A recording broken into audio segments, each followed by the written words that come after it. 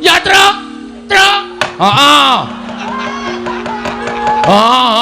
Lho, gene kowe wani nendangi Eyang Durna. Empun saking judeke. Masa bapak dicedhaki Mbah Semar kowe ngerti wahyu sing ngerti tumiba ning jagat to. Tak jaluk karo Durna nggawa keris. Adi nyunyuk-nyunyukke Bapak Semar, bapak nganti tiba saka kursi. Terus nangis niki. Nek mboten kula sing ngewangi ajeng sinten malih? Eyang Durna mentolo karo Kangane Semar. Ngono kuwi ya, Tru. Ya, Tru. Tru. Heeh. Ngono kuwi tenan. Bela dalah Kurawa brabrik. Sing maju ngadepi Durna ming iki putramu David Bagong.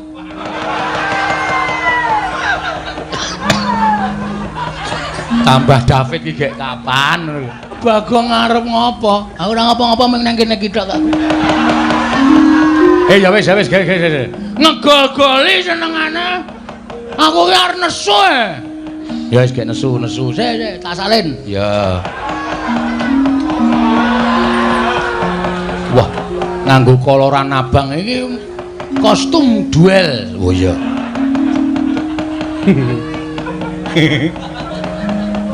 Training ra tau ganti. Nganti nggon bokong tipis banget. Semrawang bokonge ketok. Apik to, Tru? Apik jempolmu mlocot ki ora. Nuwun sewu penemban. Nunamit pasang Kalimantan B tinebene Lenduni Dumawahing tawang-tawang. Paripaksa kula majeng wonten ajengipun Semar Badraraya. Lho. Iki Bagong iki. Ha iya, kaya ngene Baladewa. Mangsane anggepe. Arep ngapa kowe? Mendelik mripatmu. Kowe arep ngapa? Arep mbelani karo bapakmu. Apa diambakku wedi karo Bagong? Ayo, arep mbelani cara piye? Ngene, Mbah. Nuwun sewu ya. Sampeyan ki wong tuwa, nek ndek cangkem dijaga. Semelaku nek ditapuki wong ning dalan. Omonganmu iki sapenake dhewe, Mbah. Ora nganggo petungan, ora nganggo pikiran. Awal pertama sampeyan teko wis ngece omahe bapak. Bapak ki wong kere, omahe ya wis pantes kaya ngene iki, mula ya kuwate ming tuku lincah, bayahe semen. Wong ki aja sok ngembe karo wong liya. Kowe sugih ki mbiyen ra diparingi karo Prabu Duryudana. Ha ya. Kowe saiki iso nganggo sandangan sarwa nganggo prada mas ngono kuwi ta? Merga kowe diparingi karo Ratu Ngastina. Ning kowe kelingan mikir jaman semono, aja sombong. Ning ngelingono karo jaman duk nalika kowe ngrekoso gendong Swatama, kowe mbarang ning prapatan. Kowe ora dikukup karo wong Ngastina, kowe seprene iki dadi kere, Dur. Wus.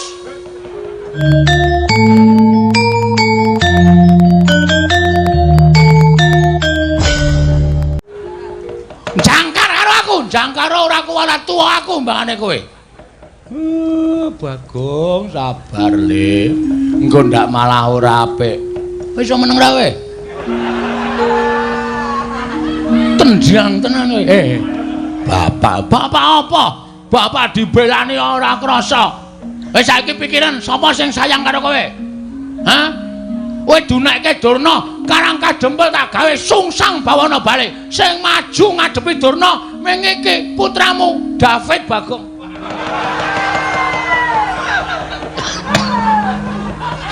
Tambah David iki gek manus maning jajalanan sukertaning bawana iblis lanat. Lah kok dadi kowe malah mejang karo aku, mulang karo aku ke barat kowe.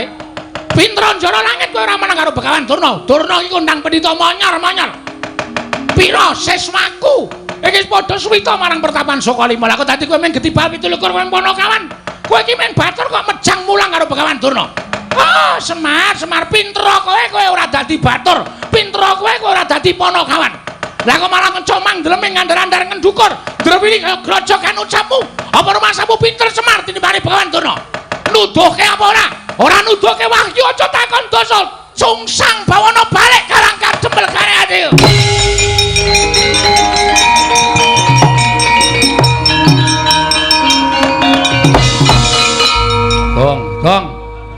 Gong. Kowe arep ngopo, Le? Bagong arep ngopo? Aku ora ngopo-ngopo ming nang kene iki tok aku. Ya wis. Ngegol-goli senengane. Aku ki arep nesu e. Ya wis gek nesu. Sik, tak salin. Ya. nganggo koloran abang iki kostum duel. Oh iya.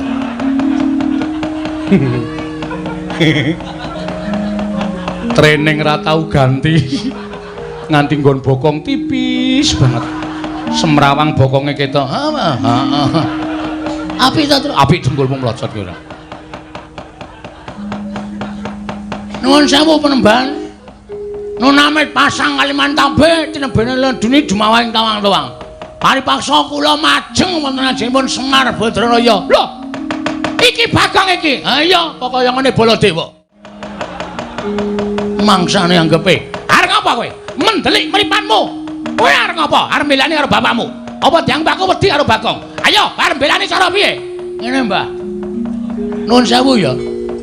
Sampeyan ki wong tuwa, nek ndek jangkem dijaga. Semelaku nek ditapuki wong ning dalan. Omonganmu iki sampe enake dhewe, Mbah. Ora nganggo petungan, ora nganggo pikiran. Awal pertama sampeyan teko wis ngece omahe bapak. Bapak ki wong kere, omahe ya wis pantes kaya ngene iki, mula ya kuwate ming tuku lincah, bayahe semen. Wong ki aja sok ngembe karo wong liya. Kowe sugih ki mbiyen ra dipari karo Prabu Duryudana. Ha ya. Kowe saiki iso nganggo sandangan sarwa nganggo prada mas ngono kuwi ta? Merga kowe diparingi karo Ratu Ngastina. Ning kowe kelingan, mikir jaman semono, aja sombong. Ning ngelingono karo jaman duk nalika kowe ngrekoso gendong Swatama, kowe mbarang ning prapatan. Kowe ora dikukup karo wong Ngastina, kowe seprene iki dadi kere, Dur. Wus. Jangkar karo aku, jangkar ora kuwala tuwa aku mbangane kowe. Bagong sabar le. Engko ndak malah ora apik. Wis iso meneng ra kowe? Tendiang tenan kowe. Bapak apa? Bapak dibelani ora krasa. Wis saiki pikiran sapa sing sayang karo kowe? Hah? Kowe dunekke Durna, Karang Kadempel tak gawe sungsang bawana bali. Sing maju ngadepi Durna ming iki putramu David Bagong.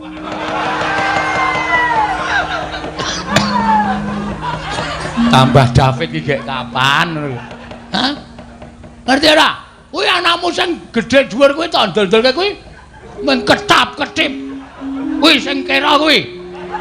Mbok diganti matane, matamu ora. Nek aku arep sapa rumasane? Hah? Mikir. Donya ya ora langgeng, Mbah. Donya ya ora selawase langgeng. Sing sugih kala mangsa dadi kere akeh. Sing kere kala mangsa dadi sugih akeh.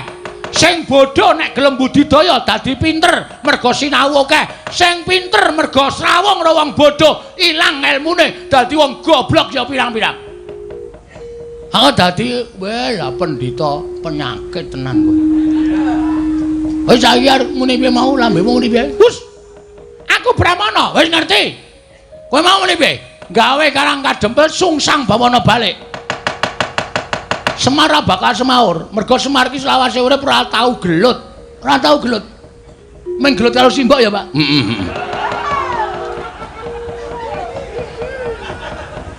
Sumo ya? Heeh. Aku nek weruh Bagong nek malah guyu dhewe. Cah kok mbuh uteke iki. Utekmu kowe. Otak kok utek ora. Ya sorry ora. Saiki ngene, nek kowe arep gawe sungsang bawana balik kanan Karang Kadempel. Bagong sing ora sarujuk. Aku sing depani Bapak Semar. Loh. Yen ngono kowe wani karo Bagawan Durna. Apamu sing tak wedeni? Biyen tekan saiki Bagong ora wedi lho sapa-sapa. Aku tak golek rokok sik ya, Kang.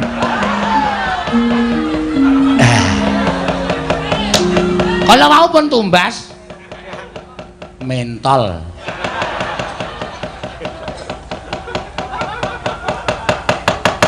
Tegese kowe mani karo Bagawan Durna sing tak wedeni apamu? Lho, nek pancen mani ayo iki, pampan wong neter katedayan. Wah, lah iki gayeng iki, Gong, dipikir sik le. Nek nganti Durna engko wani, Durna iki nggawa Kurawa. Ora wedi ora Kurawa. Ora wedi aku. Pokoke bapak ora usah menehi wayu karo Begawan Durna karo Prabu Duryudana. Yo rampungke nang kene iki. Kowe takon nang ndi pampano nenter kadedayan. Mbah, Lor kulon omahe bapak ki ana lapangan voli. Ayo neng kono ditemtoke. Kaya apa aku sing tekani pati? Wah, ora minggat metu coba yo tanding karo aku. Semet jasmu mocer karo kowe.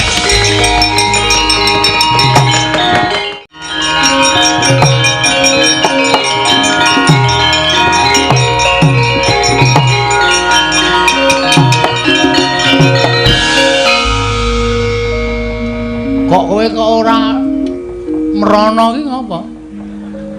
Lah ngapa? Merono kan ngapa? Lah mau rak nantang Durna to?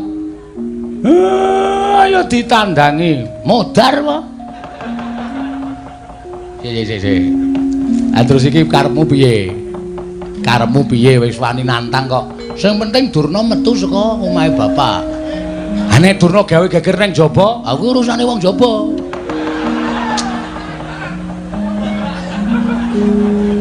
Gong, kowe ora edan lho. Iki serius lho, Gong. Durna nggawa Kurawa 100, nek kon ngrusak Karang Kadempel tak kira ora nganti 3 kedheping netra Karang Kadempel mubal dadi geni. Kowe omongan kaya ngono iki rumasamu ora ngembet katentremane wong sak Karang Kadempel apa? Lho, maksud lu? Kowe wani karo Durna. Terus sing digoleki kowe. Engko nek Durna metu ning jaba ngawe Kurawa, kowe ora ana, kowe ora gelem nandingi Durna. Durna saya nesu, Bagong ming lambene tok wani omong tok ora nyandhangi aku. Kurawa, kabeh omahe kawula dobong. Lah, kawula sing ora ngerti kentang ki mulih lelakon kelangan omah. Piye to? Caramu mikir piye to? Terus aku kan ngapa? Lho, wis wani nantang ki metu njaba tandang ana. Lah nak wani, nek ora aku dadak omong, nggih cangkeme. Wong decang omong-omong, kowe iki ngapa? Sing penting wani sik perkara engko lek nandangi mikir. Bangane kowe bapak dunekke Semar, Karang Kadempel tak bumi angus, kowe plendas-plendus. Gareng ki malah ora berubah sithik-sithik, mung mangan kuwaci wae kene mau. Krecak-krecuk. Apa ora cetha apa, Pak? Kacamataku ora tak agem. Waduh. Mula rada ora cetha. Nggih, Begawan Durna, Pak. Mburi kae Patih Sengkuni. Kerawan Priyagung. Monggo perenjake ora ganter-ganter, pitike jago rada tarung kok tamu kok delidir ya, Tru. Heeh. Penemban Durna karo Patih Sengkuni, Gong. Penemban Durna karo Patih Sengkuni. Wes ketekan virus corona iki. Kok karo piyayi kok omongane kaya ngono. Wis ta, wis ketekan iki wong sing iso disusupi jiwane mesti modar. Mula ngungkuli virus. Aja nek krungu piyayine nesu lho. Ora wedi aku. Ora wedi ning nek duka ndak ora prayoga kedadiane. Penemban wilujeng rawuhipun. Gandak bleguduk suaru gembal. Sumerante, hawela. Iya Semar. Slamet tekaku ning Sambikala. Aku ngaturake basaku katur marang kowe ya Semar. Nggih, kula tampi. Dipun sekecaken Penemban. Oh iya wis ora kurang prayoga praptaku ning Karang Kadempel dina samengko iki Semar. Regena Patih Sengkuni katuran karaharjan rawuhipun. Iya. Kakang Semar, slamet tekaku. Aku ngaturake basaku katur ya Kakang Semar. Nggih, kula tampi. Dipun prayogekaken lenggahipun ya wis ora kurang prayoga. Nyuwun pangapunten gandeng mriki menika namung dusun benten kaliyan negari utawi benten kaliyan kraton. Mila sarwa-sarwi cumpen sarwa-sarwi awon kawontenanipun boten trep menawi kinarya pelengganipun piyayi kados panjenengan. Lho wis ora dadi ngapa? Ora dadi ngapa? Aku wis ngerti ukuran kekuatanmu iki, aku wis ngerti. Kekuatane Semar minangka dadi Panakawan, kekuatane Semar minangka dadi Batur ki kahanane kaya ngapa aku wis ngerti. Mula ora usah dadak njaluk ngapura. Wis memper nek kowe kuwi ora duwe, wis memper nek kowe kuwi melarat, wis memper nek kowe iki sarwa kekurangan, wis pas nek kowe iki sekeng. Mula ora usah dadak njaluk ngapura. Aku mapan ning kene iki wis sak lumrahe. Ngetrapke karo awakku. Yen aku mapan ning kraton mestine aku lungguh nganggo wujuding dampar sing dilemeki nganggo babut. Nek ning kene wujude nganggo lincak kaya ngene iki wis sak trepe mergo kowe iki ya wong ora duwe tenan.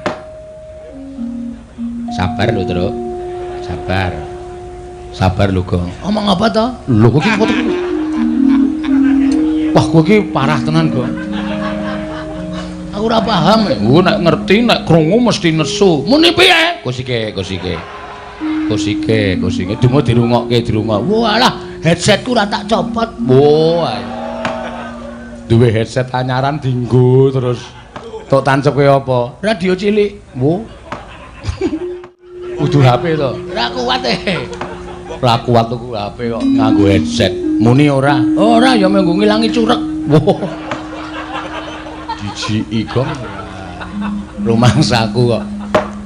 Mboten napa-napa, sak kersa panjenengan. Lah iya kowe kudu ngakoni, kowe kudu ngaku. Lan kowe kudu ndodho marang kahananmu. Nggih. Mula Semar, biyen dek nalika kowe arep tak boyong ning negara Ngastina kowe tak dadekke pamomonge para Kurawa kuwi manuta. Kowe gelem mo. Yen kowe gelem dadi pamomonge para Kurawa jaman semana kowe tak boyong kowe gelem. Kowe ora milih para Pandhawa minangka dadi pepundhenmu. Uripmu ora kaya ngene iki, uripmu ora sarwa sekeng kaya ngene iki. Aku ngerti. Kowe iki saya pucet ki mangan mesti ming maune sedina ping 3 saiki ming sedina pindho ta. Mergo sarwa kekurangan, aku wis paham, aku wis ngerti. Nuwun sewu, mbok ampun ngoten ta Kakang. Sia-sia ya sia-sia. Nek Semar mangunekke kaya ngoten niku iso sabar. Ning sing teng mburi nika sing nyemelangi. Sampeyan rasa wedi. Kula karo sampeyan nggawa Sata Kurawa 100 cacahe. Apa kira-kira anak-anak Semar niku nek ajeng amuk iso ngalahke Kurawa 100? Mboten iso. Ora ana wong menang musuh wong 100, wong 3 menang musuh wong 100 mboten dadi kelampahan. Nggih sampun monggo kula tak rasah omong. Mboten sak omong. Nggih, pun mboten napa-napa. Lah sakniki kula tak takon. Kowe arep takon apa? Sampeyan rawuh mriki niku karep sampeyan dhewe napa diutus sinuwun Ngastina? Iki ngene Semar.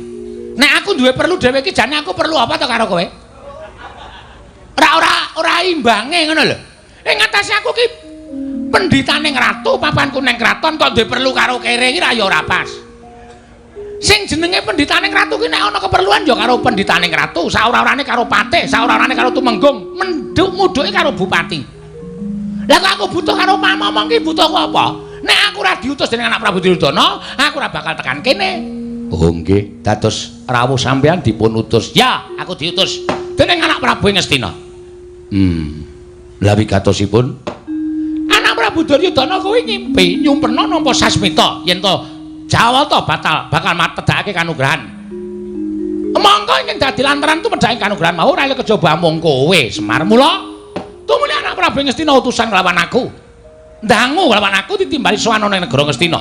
Ing wigati aku supaya prapta ning Karang Kadempel lan nakokke babakan wahyu kuwi mau.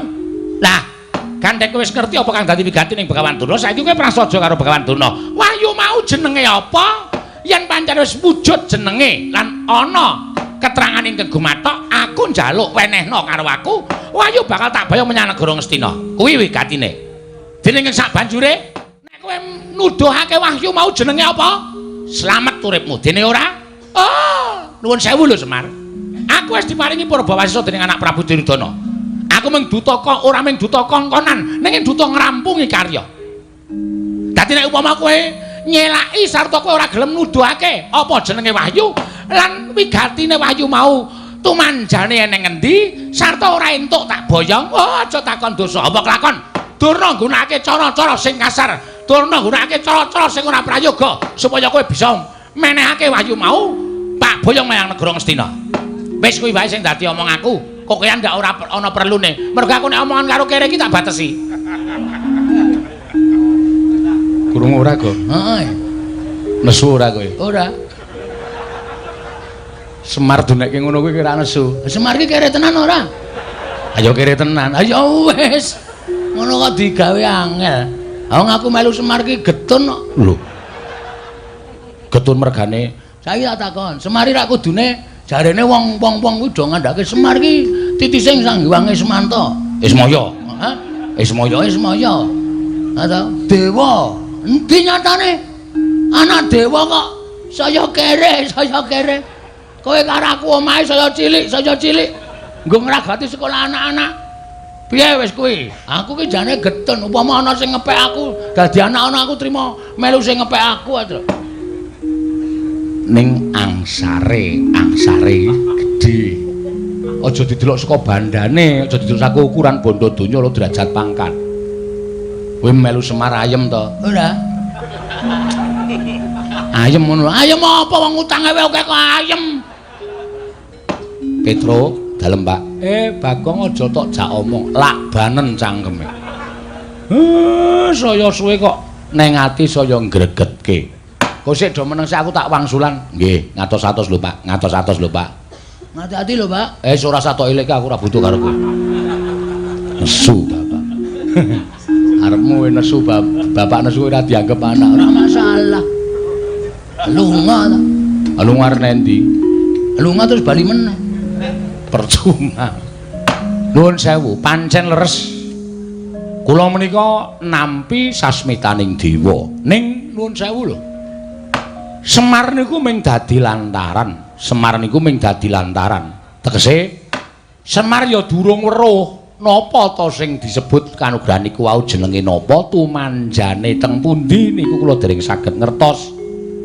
Dadi nek upama enten titah sing pun nampi sasmitaning dewa kudu nggayuh kanugrahan. Lho nuwun sewu, dinteni wahyaning mangsa kala.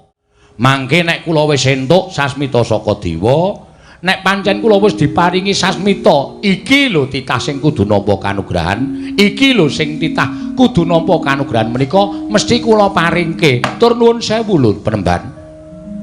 Wong gayuh kanugrahan kok njaluk niku cara pundi kula tak takon. Wong gayuh wahyu kok njaluk niku cara pundi kula tak takon. Selagine ngelmu mawon kelakone kanthi laku lekas lawan kas tegese kas nyantosani setya budya pangekese durhangkara. Ngelmu niku nek ora dilakoni lakune ora ana tumanjane apa-apa. Ngoten. Lah niki wahyu. Mongko akeh para nimpuna, para surjana sarjaning budi. Akeh para pinter, akeh para kaki-kaki, akeh para sepuh sing golek wahyu niku direwangi priyatin, direwangi tapa brata, direwangi tapa. Apa to sebabe disebut tapa? Niku ngrasake wong sak tata apa-apa. Tegese ngrasake wong-wong ora duwe, ngrasake kaya dene wong sing kekurangan, ngrasake kaya dene wong sing ora kecukupan, wong apa. Ngoten. Lah wigatine napa? Resik jiwa lan ragane. Sing jeneng menungsa niku mboten wonten sing suci, mboten ketang sithik mesti kelepetan dedosan. Supaya dadi wong suci niku kudu nglenggana dhateng sakengreh dosa sing wis dilakoni, sranane kudu masuh lair lan batine. Kanthi sarana priyatin. Mboten kok priyatin to apa brata niku njaluk karo sing mbau reksa, sing tunggu kali kene aku wene ana kekuatan, sing tunggu guwa kene aku ana kekuatan. Mboten, ning golek papan sing sepi sing ora ana swara apa-apa supaya gedhekke nggone wiridan ngagengaken asmaning Gusti supaya Gusti paring pangapura saking keluputan. Niku nek wis resik niku lagi entuk wahyu niku pantes. Angka 2. Wong kedunungan wahyu niku nuwun sewu, nek satriya ya kudu netepi kasatriyane sing kanthi apik, netepi kewajibane sing kanthi becik. Nek dadi ratu ya ratu sing apik, nek dadi satriya sing apik, nek dadi lurah sing becik, nek dadi bupati sing apik. Niku bakal entuk kanugrahan mbuh wujud napa. Merga wis iso nglakoni kewajibane kanthi apik, mboten kelepetan dedosan. Nek dadi pendhita sing apik, aja pendhita sing suarane kaya kertas kaya ngoten niku. Nek sampean kaya ngeten niku ora diajeni karo sak pepadane. Sing diajeni ming serban kali ketu sampean le putih. Ning ati sampean lecek, ati sampean kebak wulu, ati sampean kebak drengki srei panasten patiopen dahwen. Niku mboten apik Penemban. Dan tur wong kedunungan wahyu niku kudu iso nglakoni 3 perkara. Mangrungokke mboten kula mejang karo pendhita ampuh mboten. Ning ming tukar kawruh, muga-muga kawruh Semar niku iso dienggo penemune Begawan Durna, iso dienggo tambahan ilmu sampeyan. Wong arep kedunungan wahyu kuwi duwe watak 3 perkara. Inggih menika wujudipun lila, wani lan kurban. Ngoten. Lila niku wong urip ning alam padang niku lila karo uripe kudu ikhlas ngelingono nek urip niku ming sakderma diparingi ora njaluk ora ngemis ora utang sing maringi sing gawe urip mula jroning urip ning alam padang niku nek diparingi urip niku kudu nampa apa anane susah ya wani lila seneng ya lila, bungah ya lila, melarat ya lila, sugih ya lila. Aja sok ngresula. Mongko racak-racake menungsa niku diparingi seneng sithik lali ngucap syukur. Ning nek diparingi rekoso 2 dina, le nyebut sing gawe uripe nganti telake garing. Mboten? Nggih napa mboten?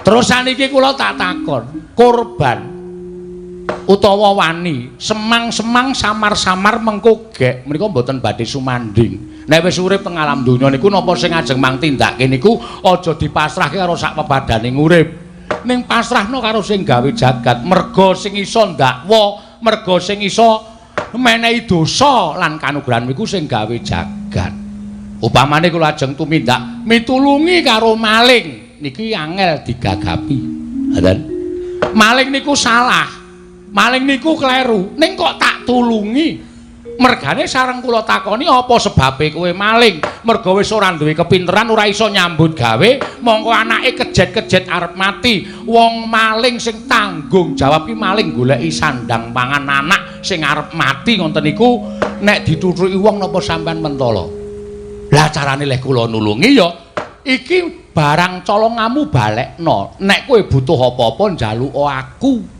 ora ketang aku ora duwe ning sing becik anakmu tetep urip. Hadan. Nggih mboten?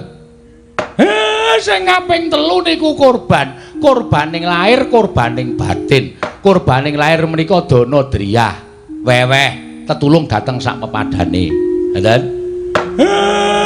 Tetulung dateng sak pepadane menehi sandang wong kawudan, menehi payung wong kudanan, menehi buga wong kaluwen.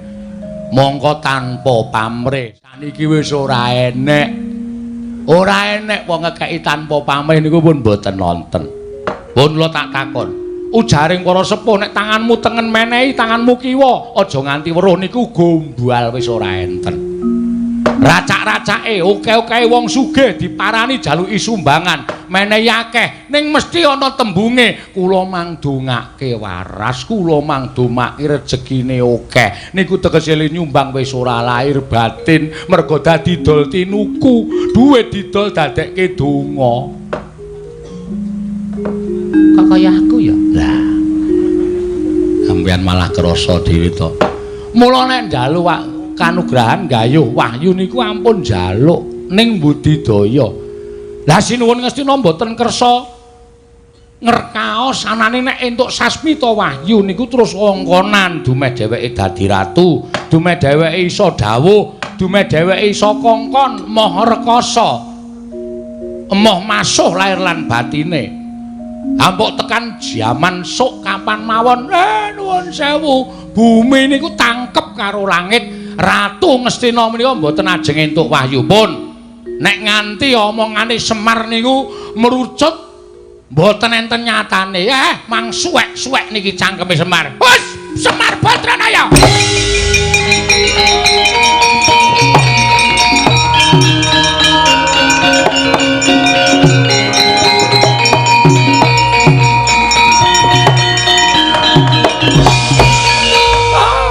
maning jajalan sukertaning bawana iblis lanat lah kok dadi kowe malah mejang karo aku mulang karo aku ke barat kowe pintra njara langit kowe ora menang karo Begawan Durna Durna iki kondang pendhita monyor-monyor pira seswaku iki padha suwita marang pertapan Sokalima lah kok dadi kowe men gedibal 27 Ponokawan kowe iki men batur kok mejang mulang karo Begawan Durna Semar pintra kowe ora dadi batur pintra kowe ora dadi Ponokawan lah kok malah mencomang dleming ngandar-andar ngendukur drewili kaya grojokan ucapmu apa rumasamu pinter Semar tinimbang Begawan Durna nuduhke apa ora nuduhke wahyu aja takon dosa sungsang bawana balik karangkar jembel kare adil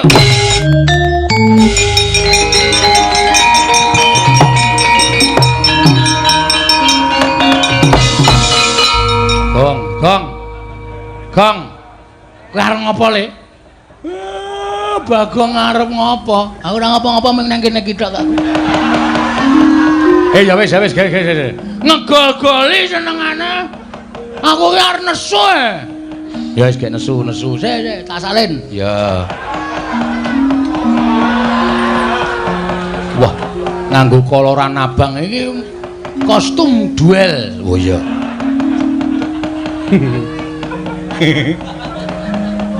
Training ra tau ganti. Nganti nggon bokong tipis banget. Semrawang bokonge ketok. Apik ta, Tru? Apik jempolmu mlocot ki ora. Nuwun sewu penemban. Nunamit pasang Kalimantan B tinebene Lenduni dumawahing tawang-tawang. Paripaksa kula majeng wonten ajengipun Semar Badraraya. Lho. Iki Bagong iki. Ha iya, pokoke ngene Baladewa. Mangsane anggepe. Arep ngapa kowe? Mendelik mripatmu. Kowe arep ngapa? Arep mbelani karo bapakmu. Apa diambakku wedi karo Bagong? Ayo, arep mbelani cara piye? Ngene, Mbah. Nuwun sewu ya.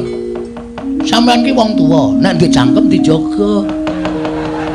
Semelaku nek ditapuki wong ning dalan. Omonganmu iki sapenake dhewe, Mbah. Ora nganggo petungan, ora nganggo pikiran. Awal pertama sampeyan teko wis ngece omahe bapak. Bapak ki wong kere, omahe ya wis pantes kaya ngene iki, mula ya kuwate ming tuku lincah, bayahe semen. Wong ki aja sok ngembe karo wong liya. Kowe sugih ki mbiyen ra dipari karo Prabu Duryudana. Ha ya. Kowe saiki iso nganggo sandangan sarwa nganggo prada mas ngono kuwi ta? Mergo kowe diparingi karo Ratu Ngastina. Ning kowe kelingan mikir jaman semono, aja sombong. Ning ngelingono karo jaman duk nalika kowe ngrekoso gendong Swatama, kowe mbarang ning prapatan. Kowe ora dikukup karo wong Ngastina, kowe seprene iki dadi kere, Dur. Wus. Jangkar karo aku, jangkar ora kuwala tuwa aku mbangane kowe. Bagong sabar, Le. Engko ndak malah ora apik. Wis iso meneng ra kowe? Tendang tenan kowe. Bapak apa? Bapak dibelani ora krasa. Wis saiki pikiran sapa sing sayang karo kowe? Hah? Kowe dunekke Durna, Karang Kadempel tak gawe sungsang bawana bali. Sing maju ngadepi Durna ming iki putramu David Bagong.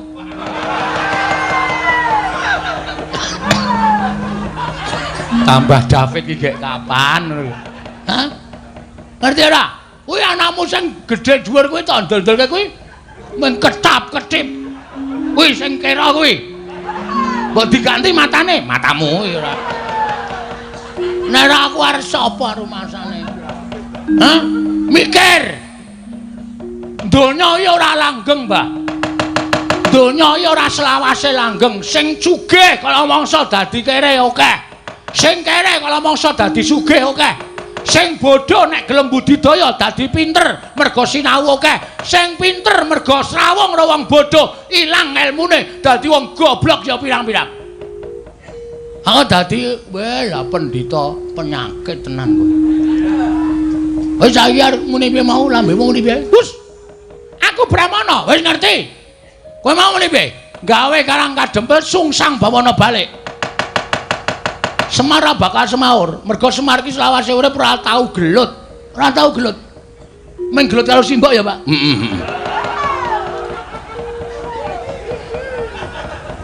Sumo ya? Heeh.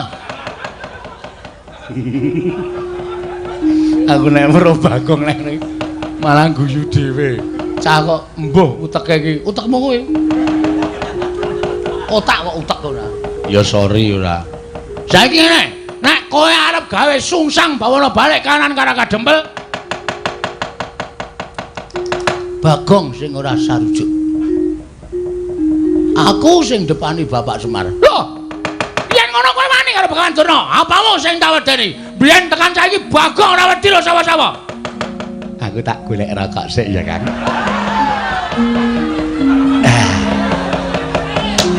Kalau mau pun tumbas mentol.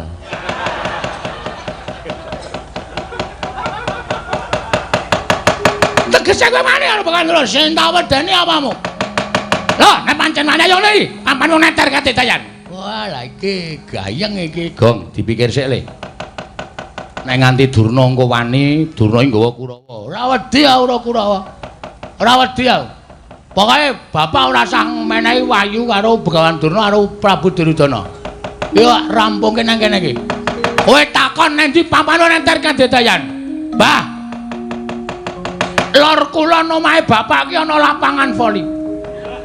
Ayo neng kono ditemtoke. Kaya apa aku sing Tekaripati? Wah, ora minggat metu Jawaya tanti karawa semet jasmu mocar kowe.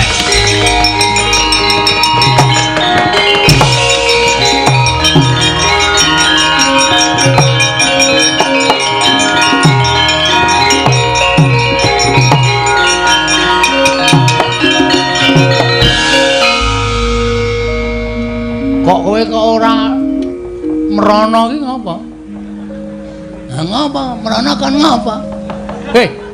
Lah mau rak nantang Durna to? Ayo ditandangi. Modar apa? Si. Terus iki karepmu piye? Karepmu piye wis wani nantang kok. Sing penting Durna metu saka omahe bapak. Nek Durna gawe geger ning jaba, aku urusane wong jaba.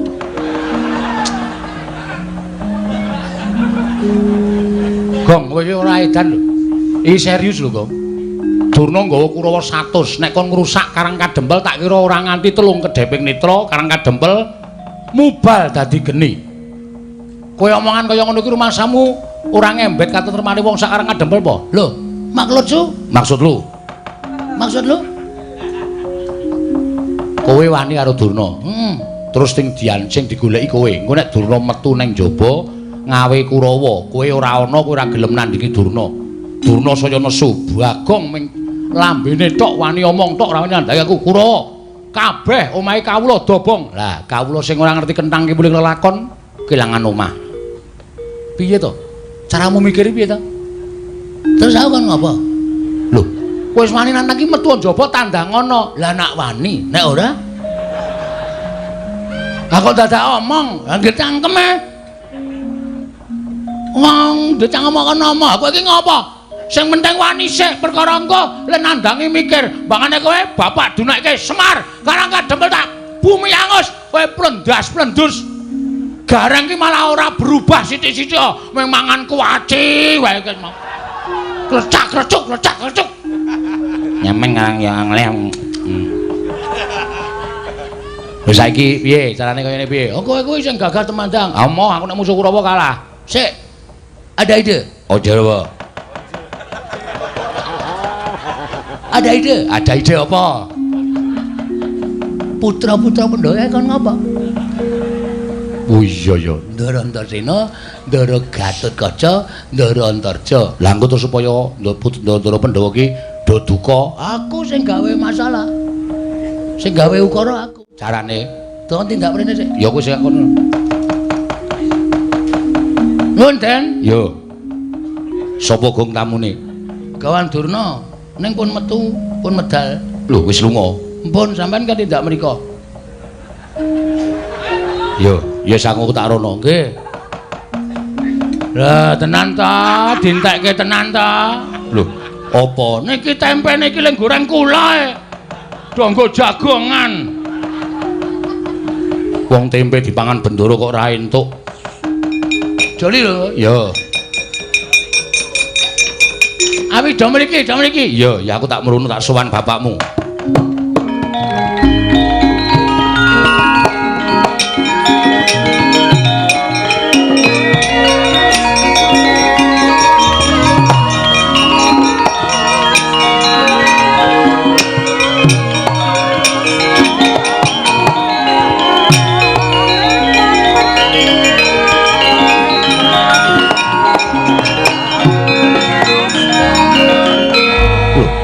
Iki ngopo, Gong? Bapakmu kok ungkep-ungkep mudhun saka pelungguhan mripate ditutupi. Nangis, Bapak. Lho. Nangis ngopo? Oh, Durna mriki niki wau ora tak tendhangi. Lho, kene kowe wani nendangi Eyang Durna. Mpun saking judheke. Masa Bapak dicedhaki Bal Semar kowe ngerti wahyu sing ngerti tumiba ning jagat to. Tak jaluk karo Durna nggawa keris. Adi nyonyok-nyonyokke Bapak Semar, bapak nganti tiba saka kursi, terus nangis niki. Nek mboten kula sing ngewangi ajeng sinten malih? Eyang Durna mentolo karo Kakang Semar. Ngono kuwi ya, Tru. Ya, Tru. Tru. Heeh. Ngono kuwi tenan. Bela dalah Kurawa brabrik.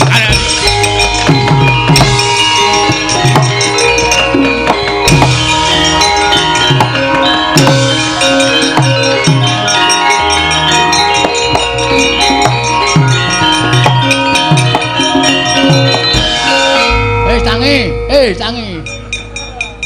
Lah setan ki wong tuwa kok dijak Sandiwara. Sandiwara.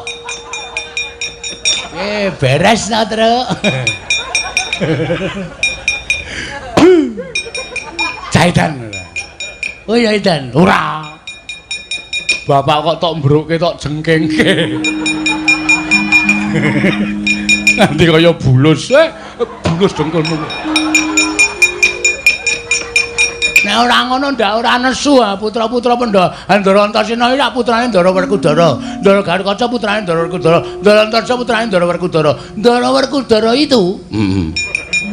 Kuwi muridé Begawan Durna. Nek ora dinganane iki do ora wani ngantemi Durna. Ndara Antasena nesu tenan lho, Gong. Ben. Eyang Durna ajar ngono kuwi brubut mlayu banter banget. Ben. Nek diajar tenan. Ya men. Nek Eyang Durna lara, wis kuwi sing tak jangka. Nek nganti engko dinyunyuk nganggo banyu sungut kae. Nyut Durna klekar mati. Aduh. Durna mati, Ndara Werkudara prisa Antasena mateni Durna bapakku. Sing ngakon sapa? Semar dipulorosara karo Durna. Semar ngaku, aku mung dikon Bagong, kowe goleki Ndara Werkudara. Mbok cangkeme sing apik, Tru. Ora usah ngedeg-degi ngono kuwi lho. Wis skenario-ne sapa? Apa? Skenario-ne sapa? Skenario. Skenario sapa? Ayo kuwi dalan critane kok ngono kuwi. Ora. Wis pokoke aku engko tanggung jawab. Bagong dalem, Bapak. Wah. Ngono kuwi lho anak ki ngono kuwi. Nek iso ya kowe aja meneng bae. Terus kowe obah. Iya. Maju apa mundur? Tegese obah kuwi kowe ngewangono karo darah-darahmu kae ndak dikira kowe anak sing ora tanggung jawab. Terus iki kon ngapa iki? Iki ngapa iki? Ayo petruk barang. Kae tekle dengkulmu melacat. Aku ya temandang ya wani, sing baku anak-anakku kabeh do temandang karya ora sandadak wigire ngoringa. Kurawa diundurke, darah-darahmu kae dibantu aja meneng bae aja enak-enak nggih. Ngestakaken dawuh.